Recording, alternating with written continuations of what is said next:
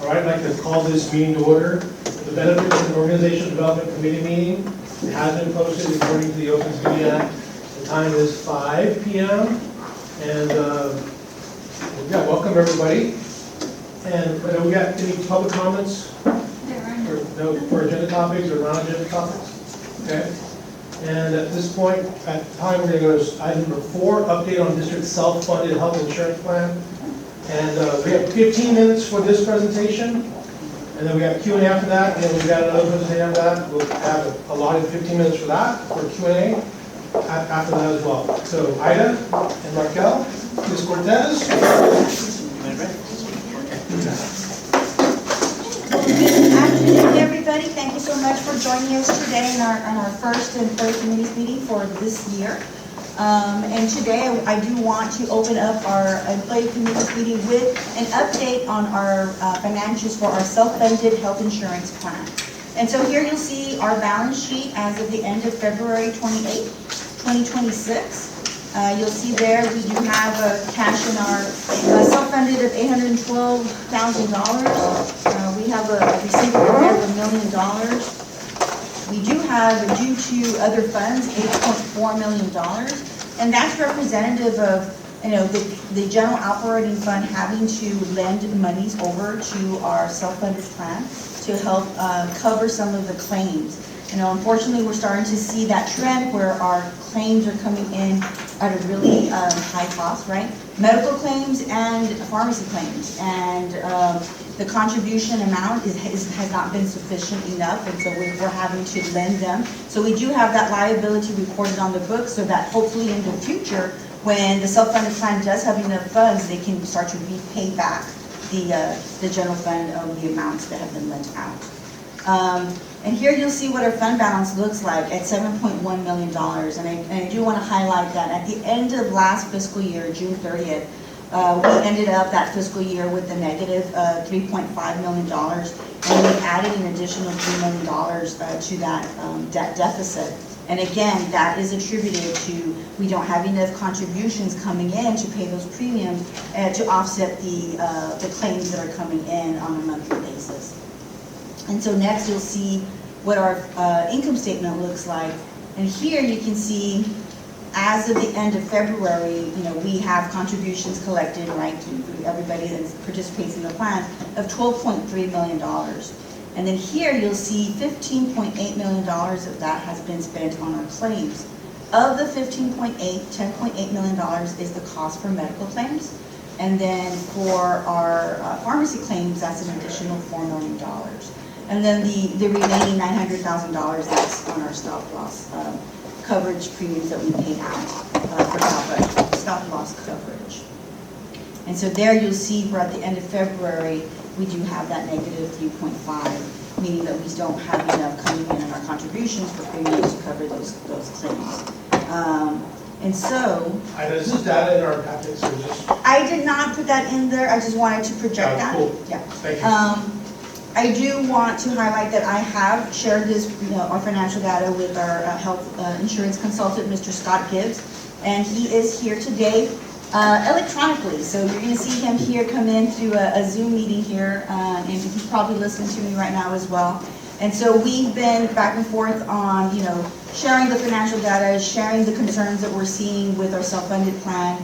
And he has worked up and looked at our claims and then analyzed that information for the last fiscal year and the last calendar year. And so he'll show his presentation on his analysis, and at the end he'll conclude with what he is proposing, what our possible solutions could look like for us to help, as we say, stop the bleeding here with the self-funded plan and help us to get back to being whole again, and then eventually in the future be able to start to repay some of those monies that we've been lending over to self-funded plan. Now, I will say this, last fiscal year was the first year that we saw that significant deficit, right? And so here we are in year 2 that we're starting to see the same trend. It hasn't gone any better. And so this is why we're wanting to do a deep dive into our claims, analyze those for medical and for pharmacy, and see what can we do to renegotiate the components of our health insurance plan to be able to offset, right, those high claims coming in. Any questions on the financial statements before I hand it over? Yes, sir. We made changes last year. Are we starting to collect, I think, $10 an employee or something? We did not. That was one of the propositions that we had last year. That's a very good question, Mr. Leal. And we opted to not to go with the increase from the employees So yet. it's the exact same? It's basically the exact same thing. There was a little tweaking within the plan itself for the health insurance. Like we negotiated moving out the PPOs, move them over to HMO to kind of give some cost savings there. And then we also changed some of the co-pays and deductibles, made them a little bit higher on that side, so that way we could start to see some savings. However, those started on January 1st. Can he hear us, or are you gonna have to repeat the questions? Hopefully not. Scott, can you hear us? Hear me? Yes, I can hear you, yep. Can he hear me? Can you Can you hear hear Mr. me? Leal's question as well? I did not hear that, I'm sorry. So his question was referring back to last year's plan modifications. And so his question was, is this reflective of a $10 contribution from our employees? And my response to him was, that was one of the options that we looked at last year. However, that was not what we proceeded with.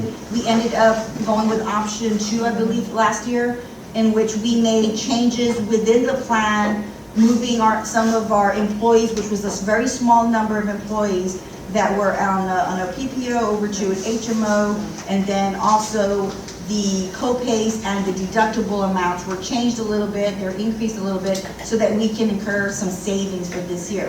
Now, those changes actually started January 1st of this year. And this item. Right, and so we somebody's- probably will not start seeing the effects of really those changes until probably a little bit in February and in March.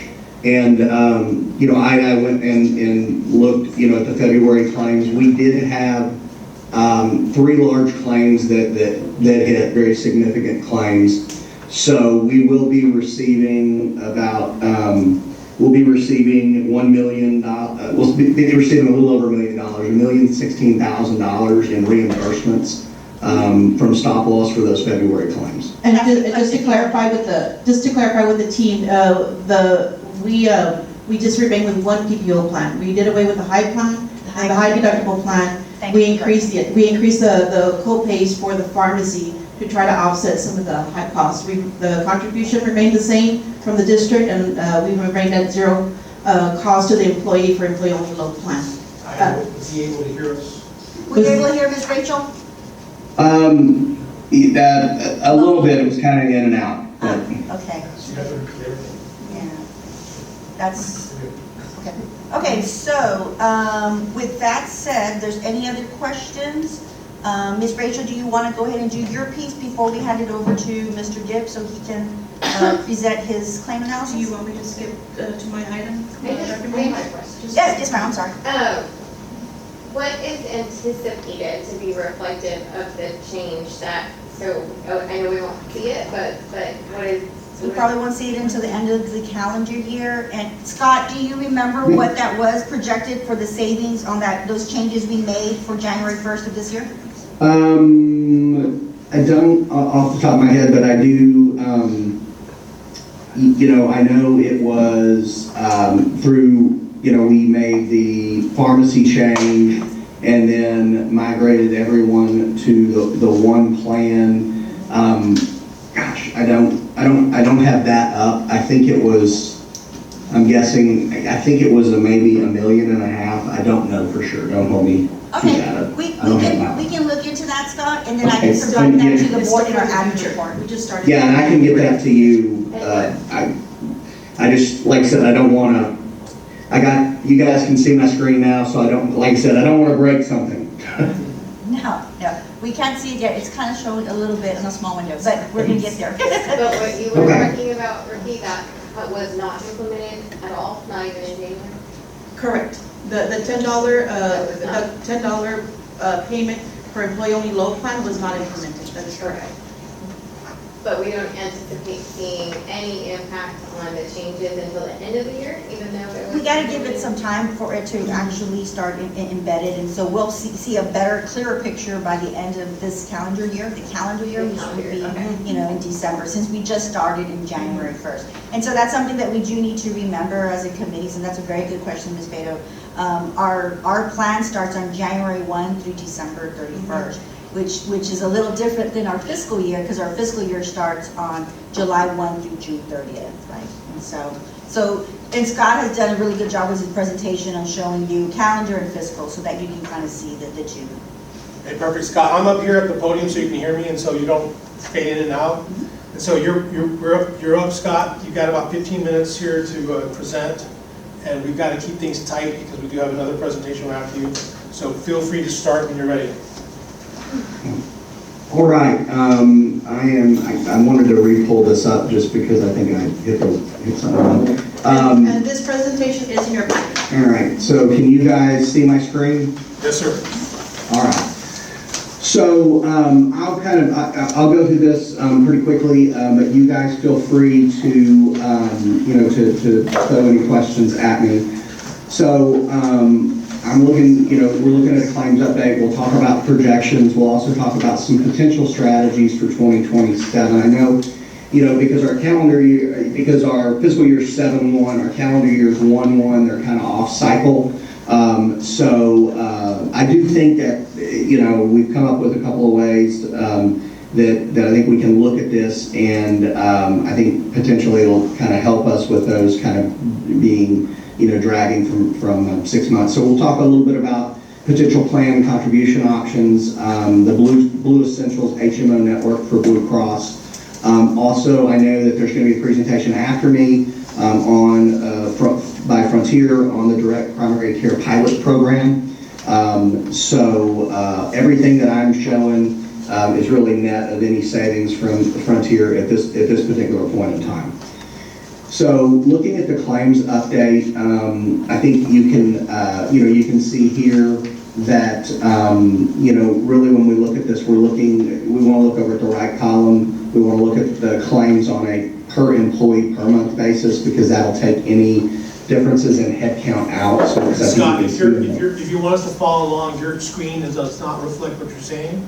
Oh, it does not? Okay, let's try this then. So if you just go to the slide that you're on the presentation. Okay, let me see something here.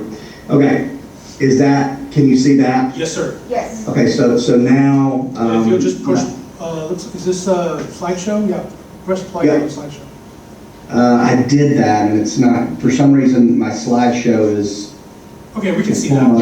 Yes. So you can see this, and I can make this bigger. We have the information in front of us, so we can just follow along. Okay, is that better? Perfect, Scott, thank you. Okay, you bet. So looking at this, I think you can see that on a per employee per month basis, our net medical claims were up about 3.2%.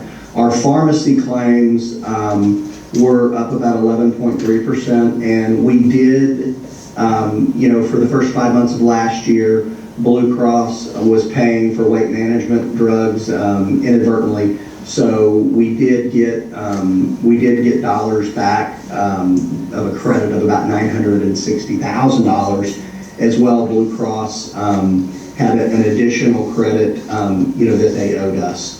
So overall, on our total expenses, the plan really was up about 1.7% on total expenses.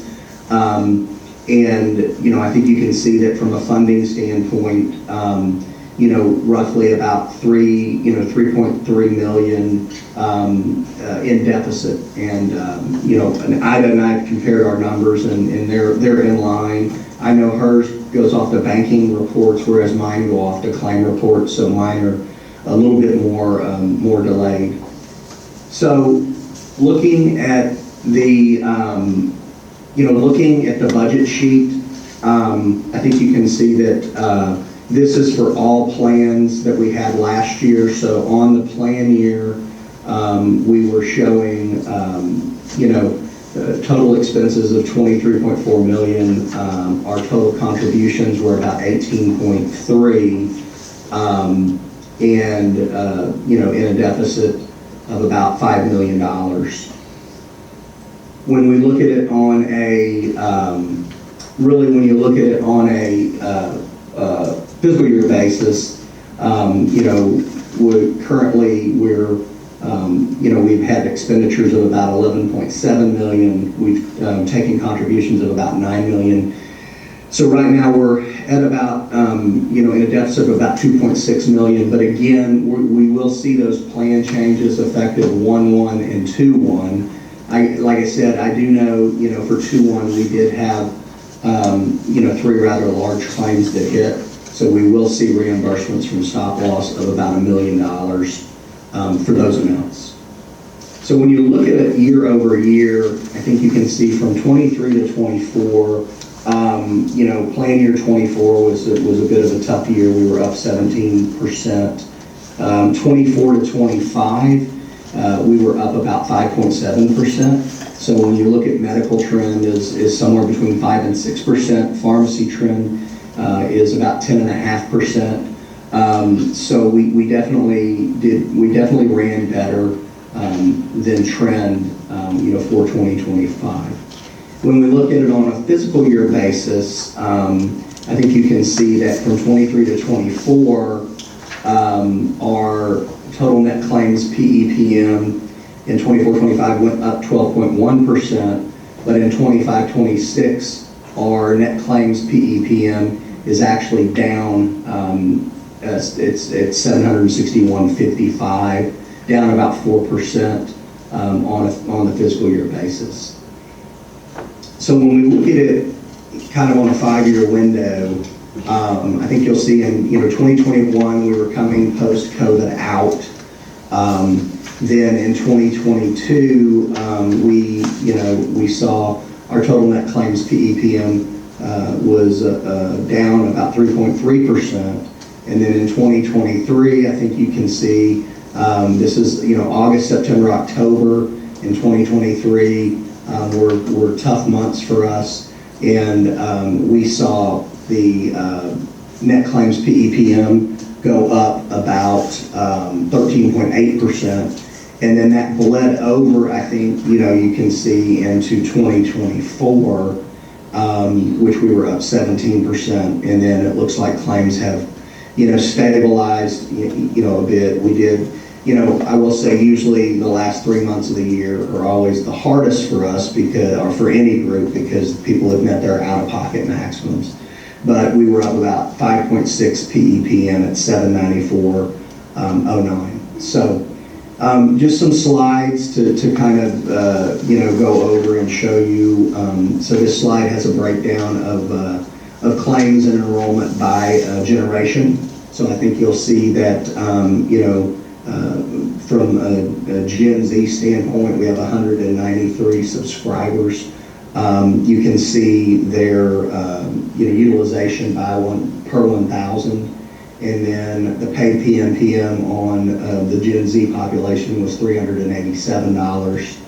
Looking at the millennials, you can see that's 983 of our subscribers fall in the millennial category, and you can see their cost per visit.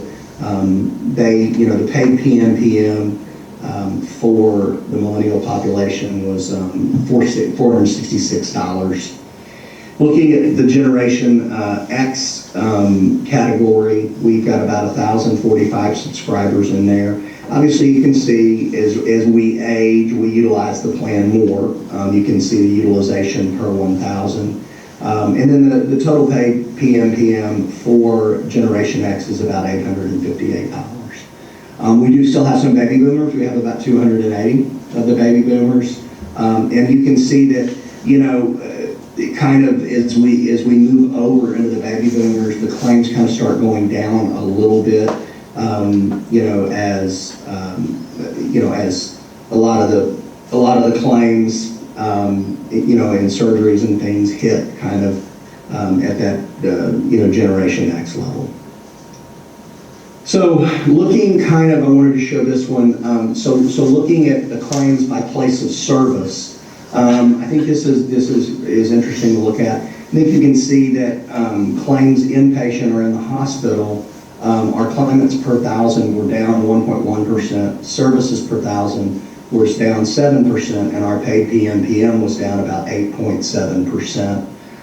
When compared to the Blue Cross book of business, our claimants per 1,000 was 7% below the benchmark.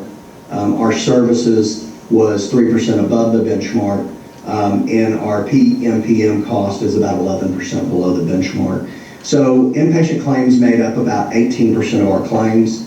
On the outpatient side, which is looking at the outpatient claims, we were up on claimants per 1,000, about 2.7%. We were up on services per 1,000 by about 2.2%. Our paid PMPM was up about 11.6%. But that is where we would rather see the claimants going, is on an outpatient basis. And I think you can see that we're well below the Blue Cross benchmark, book of business for each of those. And then looking at the professional, again, another you want to see increases in the professional category. So our claimants per 1,000 was up about 3.1%. Our services was up about 7.8%. Our paid PMPM was up about 5.6%. The number of claimants per 1,000 is about 23% below the benchmark. Services is a little bit above the benchmark, and the cost is about 25% below the benchmark. And our professional, our doctor's visits, routine office visits, routine radiology that falls in that category makes up about 24% of our spend. And then on the pharmacy side, we were up a little bit on claimants.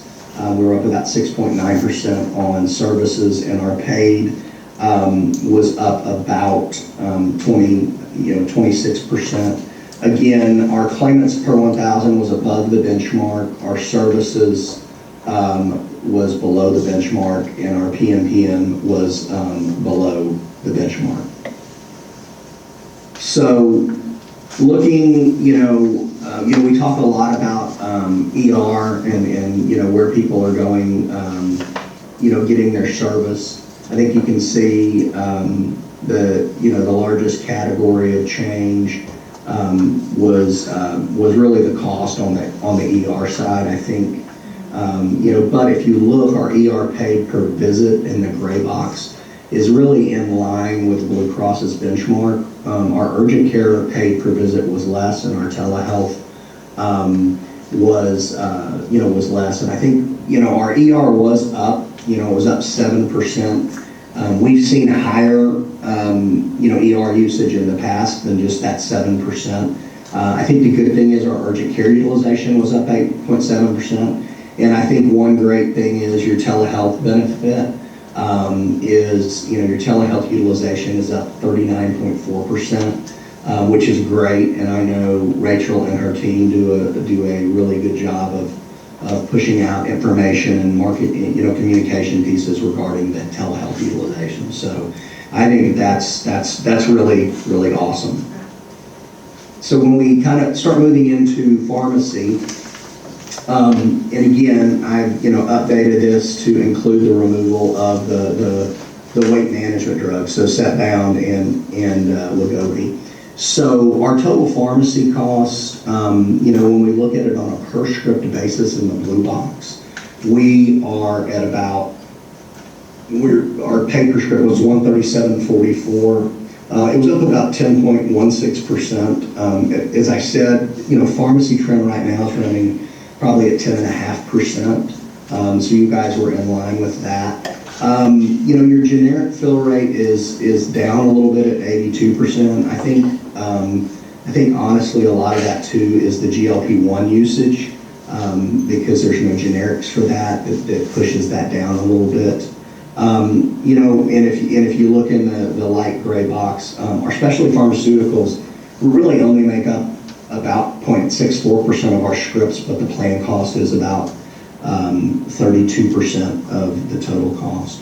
So when we look at our drugs on a cost basis, I have highlighted both. I've highlighted in yellow the Zepbound and the Wegovy. We did get those dollars that those dollars were credited back to the plan But if you see, Monjourno is number 1, Ozempic number 2, Stelara, which is for plaque psoriasis, is number 3, Jardiance number 4, and Tremfya number 6.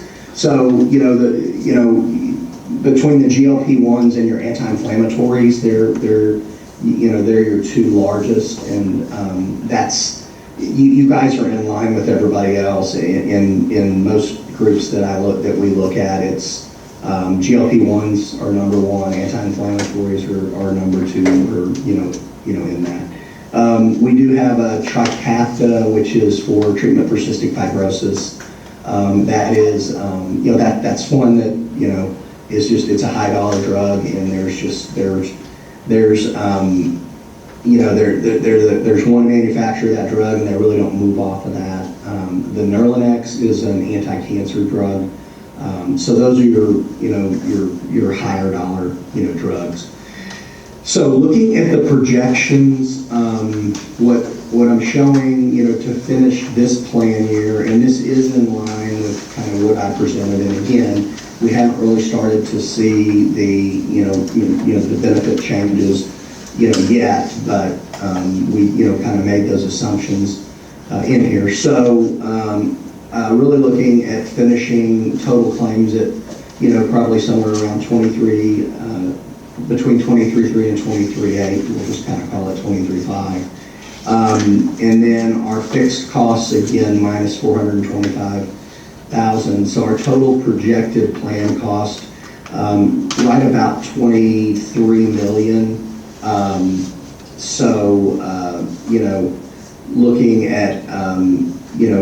Looking at everything, again, the grand total, roughly $21,712,000, and 22,238. So we used a 5% trend for medical and about an 8.5% for pharmacy. So still looking at that surplus, that deficit of $3 million. So going into kind of looking at on the fiscal year basis, we have, looking at the fiscal year, we've got roughly $23,634,000, less the admin. So looking at a grand total really of 21,859, and then so looking somewhere kind of in that 22 range. So projecting forward, it puts us closer to really kind of the $24 million range, and that really is about, I think it's about an 8% increase off of kind of where we are. So looking at some potential strategies, we're estimating we're going to finish this year, in a deficit of 3.8 million. The 22.2 million is in line with kind of what we looked at last summer. So looking at, looking at what we need for this next year, I've given you, to get to that 24 million, the 24.1, I've come up, I've shown you the options that we had, and you've seen these options last year. As far as the funding, from the district, I've kind of given options here. Ida and Rachel, they asked, to look at options and really to try to just get it where it's funding itself, and then potentially try to claw back at that deficit. So, option one, what I put together is that if the district were to increase their funding by 20% to 602.62, that gets us, almost $3 million. If the employees were to put in $40 per month, if we move to the Blue Cross Essentials HMO network, and I'll give you a comparison It's probably our network usage is within 1%, the Blue Choice and the Blue Essentials network. And then if we take the copays for primary care and specialty care up $5, and we take the pharmacy up $5, that would get us to about $24,557,000. So that puts us in surplus by about $457,000. Option 2, what I looked at is if you wanted to increase 15%, so it'd be $577.51 PEPM. If you wanted to do that at 7/1, and then 7/1 of 27, do an additional 10%, still with the $40 per month from the employees, move to the Essentials network, raise the copay. Again, that gets us a little bit more, and it kind of makes the change kind of over a 2-year period. Option 3 would be if the district raised the contribution to up 20% at 7/1. Employees for 1/1 employees would move to $40 per month, but we could keep the PPO. I would we at City of Harlingen we put in the Essentials HMO last year. We kept the PPO. They had their migration was about 75%, but they also contribute on the dependent side where you guys don't. So I think we would at least get probably 80% that would go to the Essentials network. So that, and with the $5 copay, that would get us, about $24,268,000. So we would still be breaking even and putting a little back, but not as much as if we just went with the Essentials network. And then option 4, similar to option 2, would be to go up 15% on 7/1, go up 10% 7/1/2027 to $40. So that would get us $24,380,000. So those are kind of the options that would get us get it back funded. And again, I'm hoping that the changes that we made last year will start being reflected in the claims, and I think they will. The Blue Essentials network is an HMO network. The member will have to choose a primary care physician, and they will. The primary care physician will guide their care. They will have to contact the primary care physician before a specialist. But the discount that you get for that is about a little over 8%. And when you look at the disruption, right now for just your total records, the Blue Choice is about a 96.6% match. So we have a little bit going out of network, just because of probably super subspecialties or maybe some out of area, ER, issues. But the Essentials network is about is right at a 95.8% match, so less than 1% on all of our claims. And then if we look at it, we also look at it on a total paid amount. So looking at it on a total paid amount, the PPO network, it was about at 95%, and so was the Blue Essentials. So most of our employees are using Blue Essential providers right now.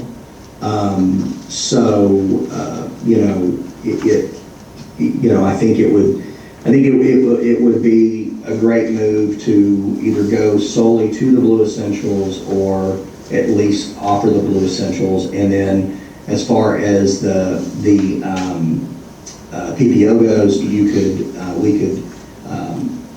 fund to the we could fund to the HMO plan and then let the employees pay up to the PPO plan if they wanted to.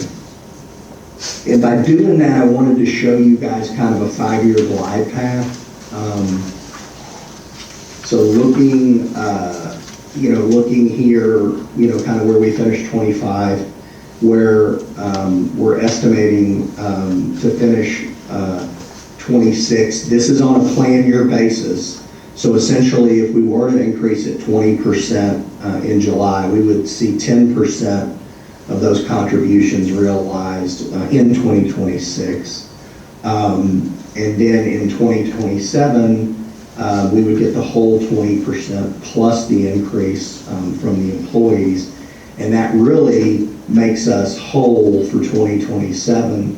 And then if we wanted to start looking at, looking at replenishing the reserve in 2028, if we looked at a 10% increase on both sides, and in 2029, a 6.6%, we would start clawing back some of those dollars. And again, this would include the plan changes of the PCP and the specialists going up $5 and the RX, copays going up, $5. And then when we look at it on a fiscal year basis, I think you can see, so 25, 26, estimating $3.5 million, closing the gap in 26, 27 to just being in the red by $1 million. But then in 27, 28, 27, 28, being able to really start clawing back about $1 million a year, if we did that. So I've just tried to present some options and some ways to do that. I will say, I did do a little bit of research. I looked at San Benito's plan, Brownsville's plan, McAllen's plan, Edinburgh's plan. The only plan that still has a $0 copay for employees is San Benito's, and their plan is not as rich as this plan. To give you an idea, Brownsville ISD, their base plan is $17.25 per month. McAllen's is at $65, and Edinburgh's is at $50 on an employee. So you definitely would still be in line. You'll be in line with the competitors down there. And honestly, the plan that you guys have is still a very good plan and very very effective. And these are just options. I'm happy to. I think you guys know you've worked with me. I'm happy to let you guys kind of mull over these, and then any feedback that if you wanted to get back to Rachel to get to me, I'm happy to show other options. And then I will be updating these in the next week with through February claims, and then with through February stop loss reimbursements. So, again, happy to talking with the team and just saying, okay, how can we potentially put together a plan to get where we're not loaning the money, from that. And so I've tried to put some options together for that, and I'm happy to do any other options that I need to as well. Thank you, Scott. Any questions?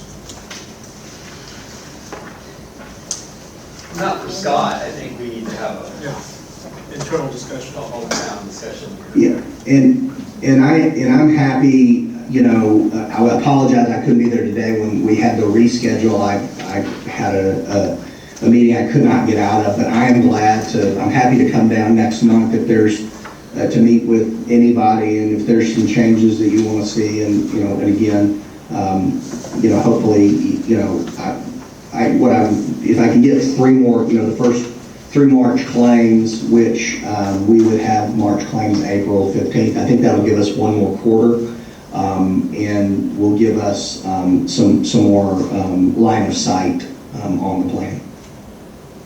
Real quick, Scott, Scott, Rick's asking a question. can you hear me?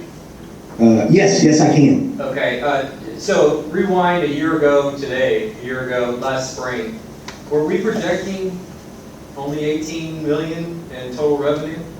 I seem to remember we were projecting and planning to break even a year ago. And And what happened? Well, I'll have to go back and look at that. You know, I know that when we looked, again, I will, you know, I'll go back and look at that. I know that you know, the claims, you know, from 24 to 25, those claims were, you know, those claims were pretty significant. And then I know that, you know, we made the changes haven't been reflected yet. So, you know, I'm hoping that we'll see that gap come closer together. To me, the claims are not as jaw-dropping as just the shortage in revenue. I think we were north of 20 million on a projection, but I have to go back and look. I just don't see us, that the math is, I'm scratching my head on how we ended up with so short on revenue. But we can go back and look at that. Okay, and yeah, and I'm glad to go back and look at, you know, and look at whatever as well.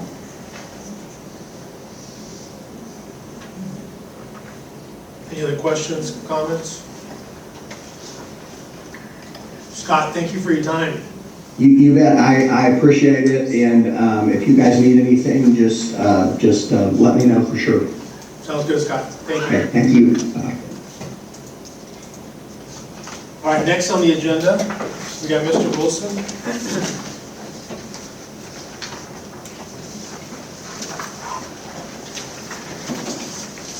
Good evening. Thank you for having us. My name is Joe Wilson. I'm the Executive Vice President for Growth and Government Affairs for Frontier Direct Care. I also have with us our founder and Chief Medical Officer, Dr. Pete Lazapina. And so if you have real medical questions, I live in the sales department. I don't answer those things, he does, but glad to be here tonight. Know many of you all personally. Some of you are members of Frontier, and so it's our honor and privilege to kind of share with you what we think a collaboration could look like, and also kind of what direct primary care is as a solution to solving some of these healthcare issues you guys are currently facing. I'm going to try and go to full screen here, and they gave me a laser pointer, so we're really excited. Okay.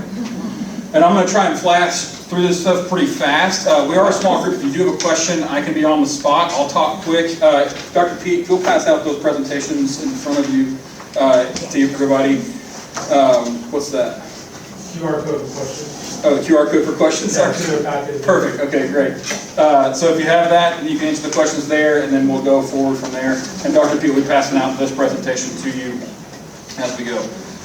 So real quick, just as we kind of level set on an agenda, I'm just going to talk briefly about really the current status of where you guys are at the health plan that you all just went through, so we don't have to highlight that too much further. Why direct primary care and why this junction in your health plan makes sense for something like that. How it can work alongside your existing Blue Cross plan, so this is not a replacement, it is in addition to, so we'll talk through those pathways and the choices that now enhance your strategy, as well as the incentives that drive those choices, and the three core components that we address your health plan with between our clinics, our concierge navigation, and our pharmacy programs, as well as what the current typical member experience is, how they book appointments, things like that, where our locations are, so you can kind of get a feel for what our clinics look like, and then we'll have some time for questions and answers, hopefully. So here we go. Just to level set, I want to frame the picture real quick. Did you know that General Motors spends more money on healthcare than they do steel? Did you know that Starbucks spends more money on healthcare than they do coffee beans? And right now in Harlingen ISD, you have 122 buses in your fleet, I think, approximately, and if you replaced every bus every year, it costs you $20 million. It costs more money to put people on a Blue Cross bus than it does a Bluebird to the classroom for our kids. If we were paying attention to how we bought buses and how we procure healthcare in the same threshold, right, of tolerance, we would all of a sudden press pause and say, we can't replace these buses every year. It makes no sense. But for so long, the resources that you had to play with were those that you were just toying with. How can we raise it for 10% more? How can we just bump up the co-pays and deductibles? How can we reduce the network strategy from a PPO to an HMO? Where now instead of having one appointment that could solve it, I gotta have two, right? And it becomes we restrict care, right? We add more barriers to it. And what happens when we add a barrier to care? They don't go. And when they don't go, the cost should come down. But the barriers you put in haven't created less cost, they've created more high-cost claimants. Because when I don't go get my care addressed quickly and simply, then what happens? It becomes chronic, it becomes catastrophic. And now we've got 1.2 million coming in claims in 1 month, right? So we see the tragedy that's going on right now. This is some of your data from prior presentations that we kind of got from you guys early on, kind of talking through this. And so when we look at that healthcare trend, you all have actually done a pretty good job. You have a rich plan, you're giving away a great benefit to your staff, like you have good retention of your people, your staff and consultant that you use, Gibbs and Marsh and McGriff. They're well known across the state as probably the premier consulting firm there is. Like, you are not making bad choices. You just haven't had the best resources that you could. It'd be like creating a school without having the internet, right? All of a sudden you get the internet and everybody gets connected, we can learn faster, we can go further. We don't have to build so many libraries, right? We can just do computers. So it makes things simpler.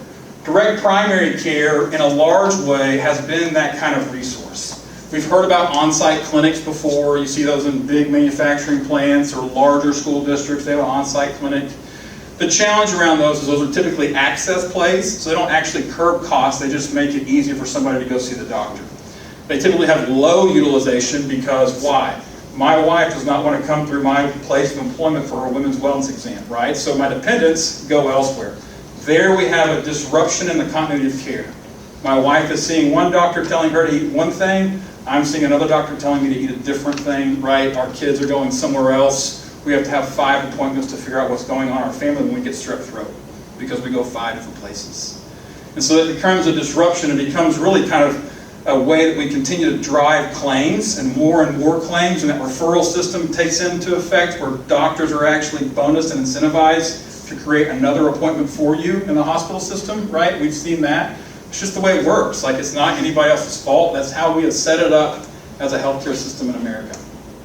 Right now, you're currently expected, and we were talking about your trend, somewhere around $24, $25 million of expected spend this year, right? So we can look at that in your prior history, and we like to say, like, previous history is the best indicator of what? Future success. So if you've been trending at 5, 10, 15, 16%, what's going to happen next year? We're going to trend there again, right? So we look at that, and we look at your trends that we saw in the years prior. You were at 16%, 14%, 11%. You're starting to bend it a little bit, but we're still trending at 11% a year. The national average projected right now in this year is around 9% on well-managed plans. So you can imagine, like, you've got some headwinds coming at you, especially with a fuel crisis, right? It's not going to get cheaper, folks. I don't have to convince you of that. Your current expected trend, let's say in 2026-27, would be if you took $25.8 million to spend in claims, you added 10% to that, you end up with $28.3 million.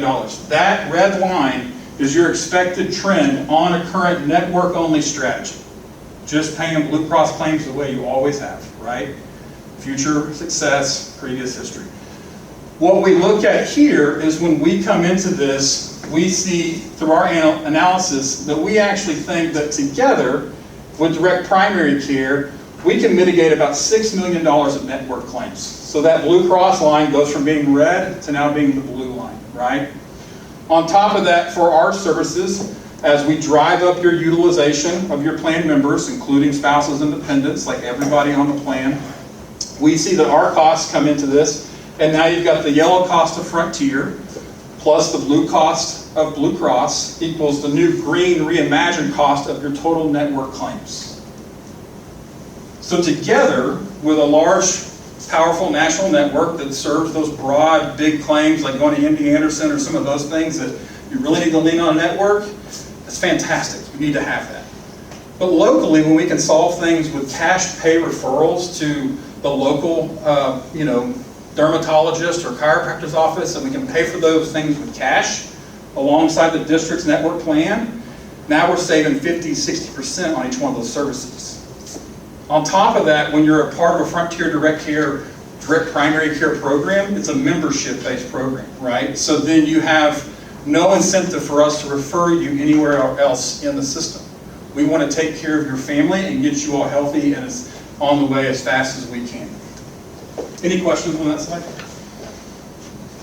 So on the folder in there, you'll see a term sheet. One of the things on the term sheet is what we're talking about tonight is what we would actually do, coming back here, is if we partnered together, what Frontier would do is we would establish a guarantee. We would look at your actuarial claims along with your consultant and your staff and say, yes, we believe you're at 25 million, you're trending at 10%, we're going to mark that as the goal to beat. And if you went above that line, any amount of this dollar that we charged you, we would credit back to the district. So we're going to make sure you don't spend any more money with us than you would have without us. Does that make sense? So very clear how we do that. Moving into the next slide, we look at kind of the number breakdown. So one, I can kind of reference how we can carve out those medical claims through the direct primary care utilization and through the direct pay concierge referrals. So we actually book those referrals for members to local hospitals, whether that's Valley Baptist or Arlington Medical, or if we're looking at labs, things like that, we take care of that for your members. So they're not out there trying to figure out how to do this, and it takes 6 months for them to get their care done, right? We make it easy. But what I want to draw your attention to is not the $3 million of net savings I think we can create for you next year. That's after you paid our fees, but actually what it looks like 5 years from now. Because on this year, I have to drive utilization from 0 to 60%. But on this year, I start at 60% and I go to 80%. And you can see as your trend continues to go at 10% year over year, but we're now beating that, you start to see where you would have been versus where you are. That's 220 school buses, if you want to know.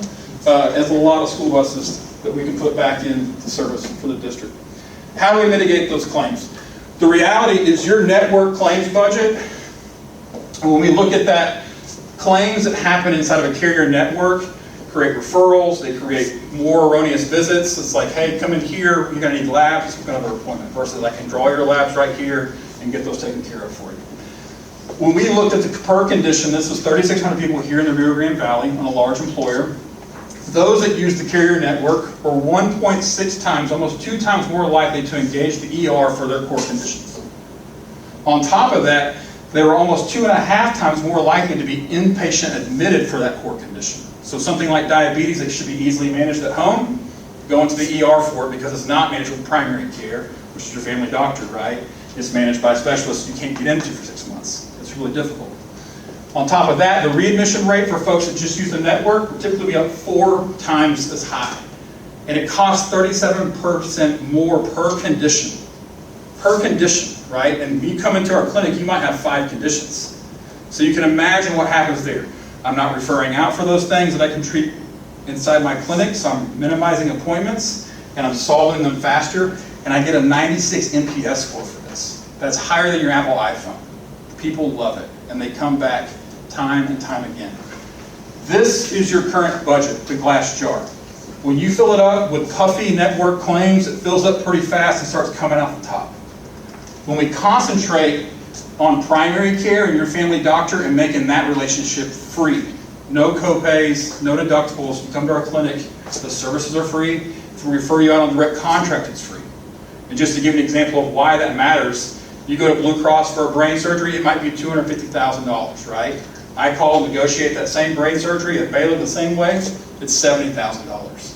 At that moment, you get to tell that educator, I don't need your $10,000 max out-of-pocket family thing. I need you to keep that in your bank account. Let's not go bankrupt over this. Let's take your family to Houston with you on that surgery, put them in a nice hotel, get some good groceries at home, and get healthy.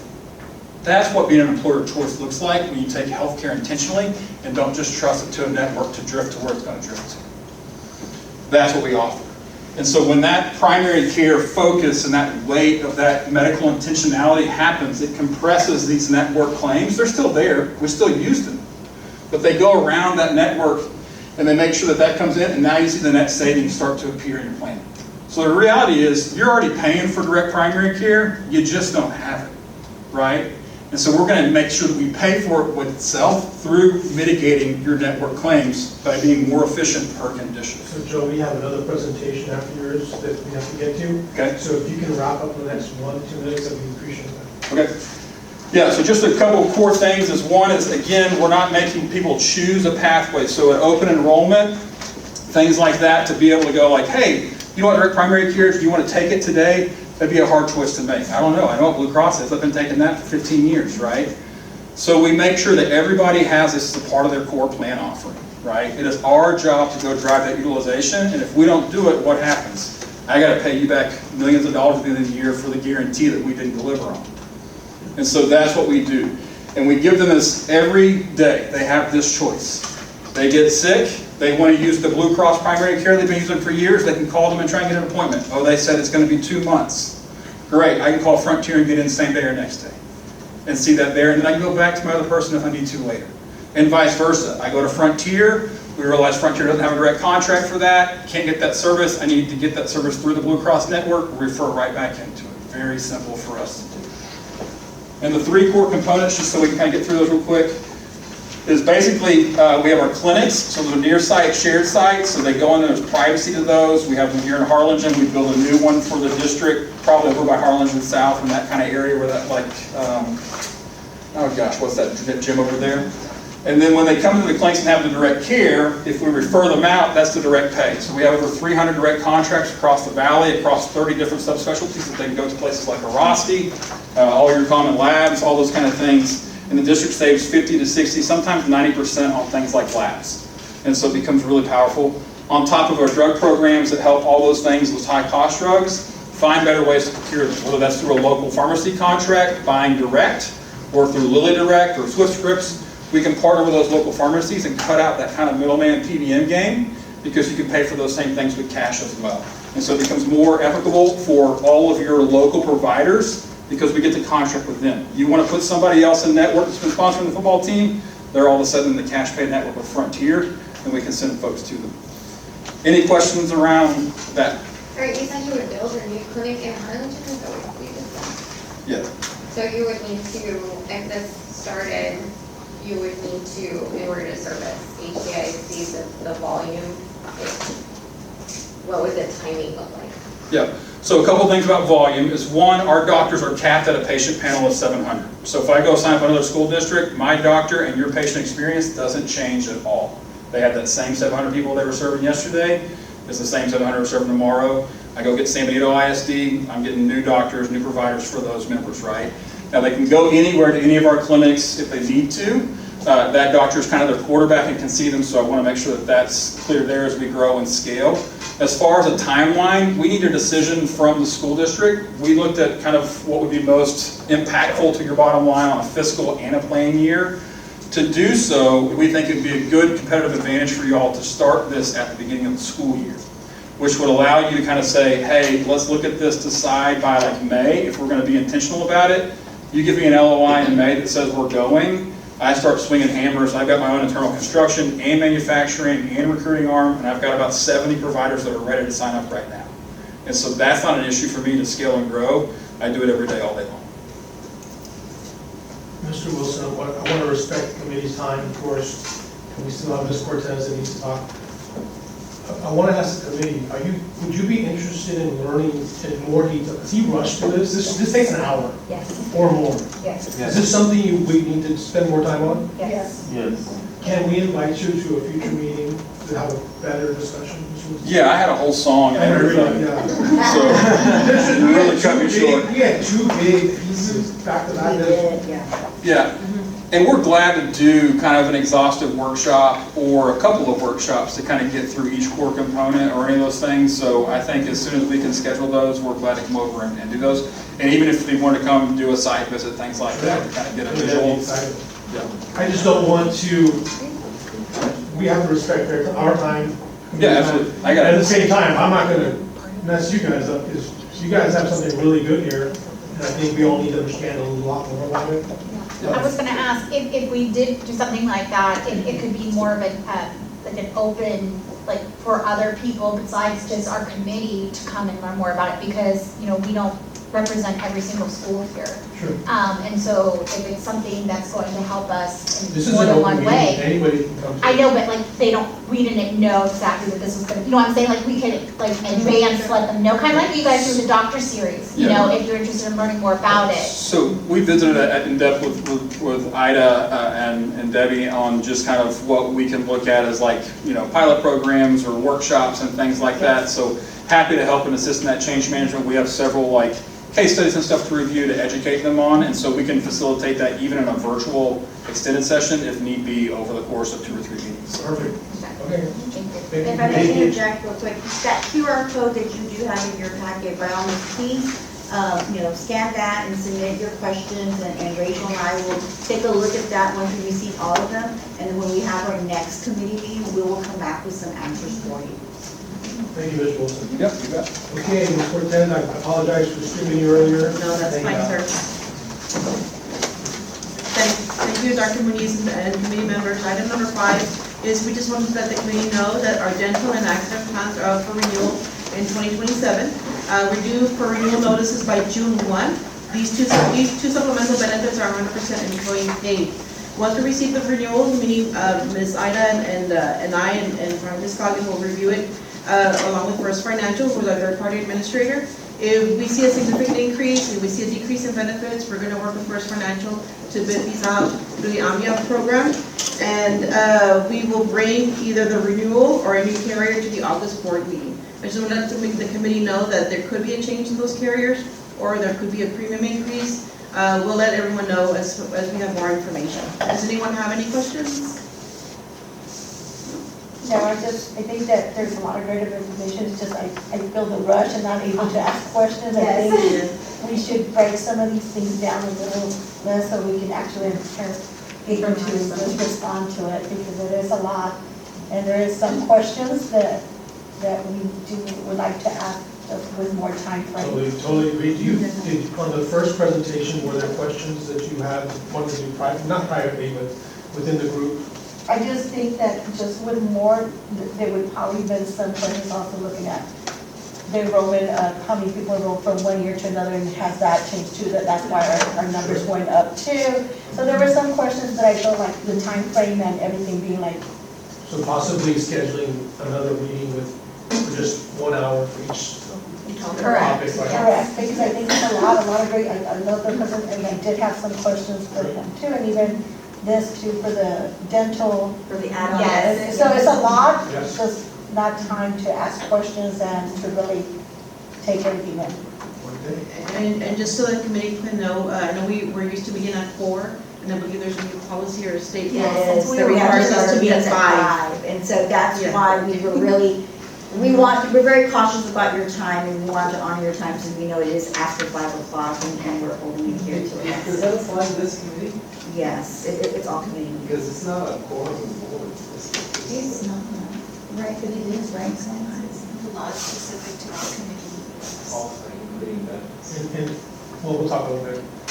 Any other comments, questions? I encourage Those are all- very good points. Yes, I was gonna say the same, because I even looked at her and was like, are you understanding this? Because all the numbers were coming, and I was like trying to keep up, and then every time I looked, he was on a different page, and so I was trying to keep up with it, because I wanna understand it, you know? And I was wondering what happened to all the money too, because I thought we had last year, so I was kind of, so slower. Those questions, if y'all could just send them to me in that QR code, and that way we can start, working on those. That way when we come back to a next meeting, I already have, most of the responses. And I Or think Scott will have a response. And it's hard to ask those questions because you leave here and it's just good to have it when it's here because it is helpful to us. And then we are the committee that represents our district, so we want to represent everyone as best as we can.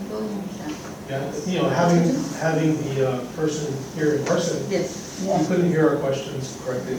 I'm glad you heard Ricky, but there wasn't clear communication. That's a big, so we need to happen here. Yeah, absolutely. So in our next committee meeting, we'll definitely take all of your comments into consideration, and we will select one topic for next our committee meeting, and then of course we will bring back any answers to any of the questions that you have. And we'll share that information with you as well. And then we'll break them down into mini sessions, so that way you have enough time to hear the presentation and to ask all your questions. They're the experts in their field, and so they can definitely provide more insight into those type of questions. Thank you. Any last questions, concerns, comments? If not, then this meeting is adjourned.